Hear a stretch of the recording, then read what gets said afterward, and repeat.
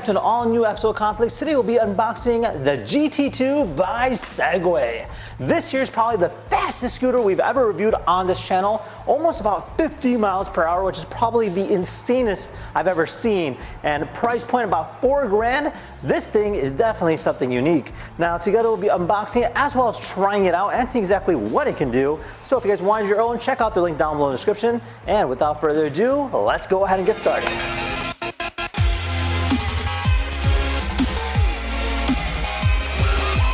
Alright, so this here is the box. It's exactly how it came. I would have brought this down in the studio, but this thing is actually pretty heavy. I mean, it weighs almost, what, 150 pounds? And yeah, I mean, it came on a freight, which is absolutely crazy.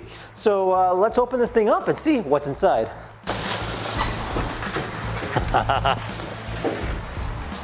All right, so this here is what it looks like inside. So far, nothing too out of the ordinary. However, it does look like a significantly bigger scooter than some of the other ones we've seen.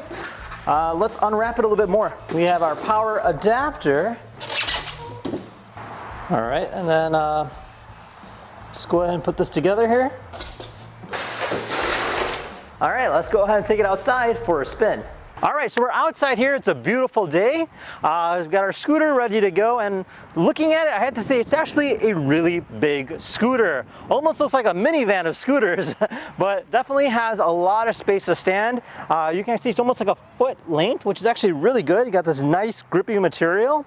Now, in terms of going front to back, you have these 14-inch tires, which actually are very large, probably the biggest we've seen yet. Now, you do have a front suspension and a rear suspension, and the nice thing about this suspension is that it is fully tunable, meaning if you look on the back side over here, there is a slow and fast. You can go ahead and adjust the rebound, so it does give you a full amount of adjustability, which is really cool. Now moving on, we do have a front headlight. You have your turn signals here. You have your front and rear brake. They're very smooth, they don't lock up, which is good. You got your reflector, and then you have this locking mechanism. Push this up, and this will fold it down. This is more designed for storage rather than carrying it around because, again, it's over 100 pounds. I don't think you'd want to carry that around. And it is a big, big scooter. Just pull that back up, it'll lock in place. Now over here we have this almost like a Lamborghini latch that you would see on like an Aventador, but it's actually a charge port. So you got 1 and 2. So you just go ahead and close that off when you're done. And in terms of the controls go, you have your throttle function here on the right, so just a typical right-hand throttle. In terms of the left side here, you have your horn button. It's more of like a beep than anything. You have your turn signals left and right. You have the all-wheel drive functionality, so if you go ahead and move this about, you can change it from 2-wheel drive to 1-wheel drive, and then you have the headlight function by simply turning it on and off like that.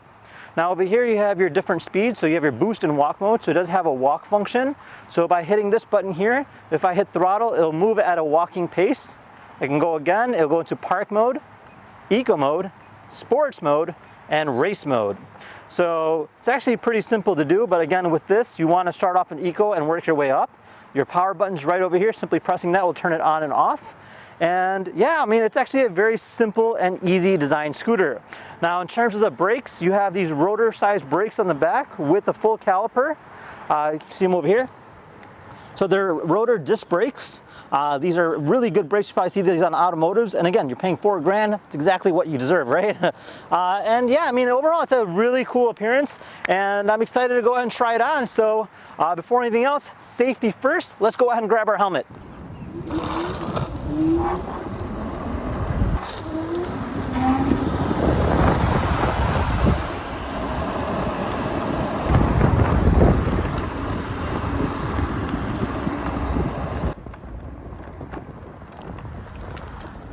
I'll give you the head start. Ready, set, go!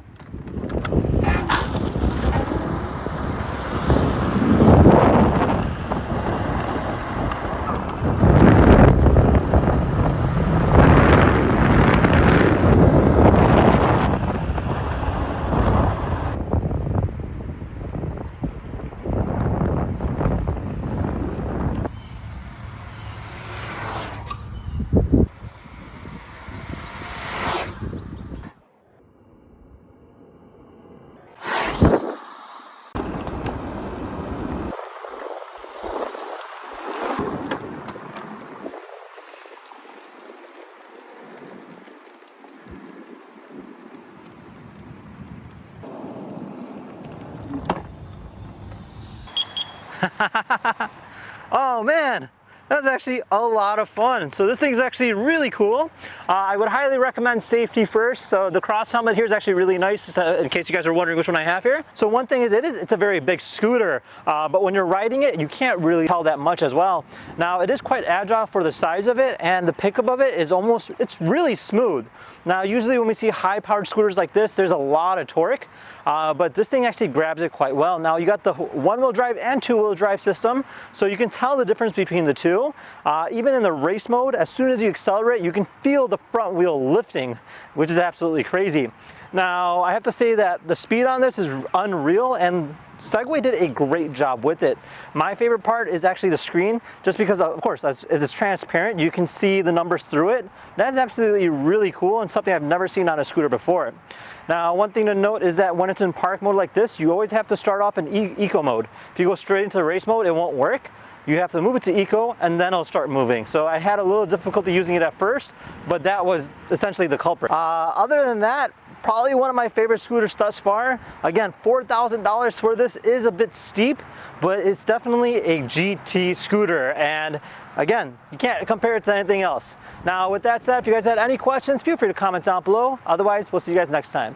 Take care now. Bye-bye.